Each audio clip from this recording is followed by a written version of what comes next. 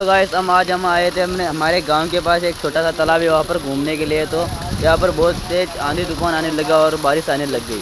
तो हमने सोचा कि इधर अभी छुप जाते हैं। तो हमारे गांव के पास एक स्विमिंग पूल है, उसके इधर आकर छुपे हैं अभी। ये मेरा भाई है, ये भी ब्लॉग बना रहा है। ये मेरा भाई ब्लॉग बना रहा है। ये हमारा छोटा सा तालाब है।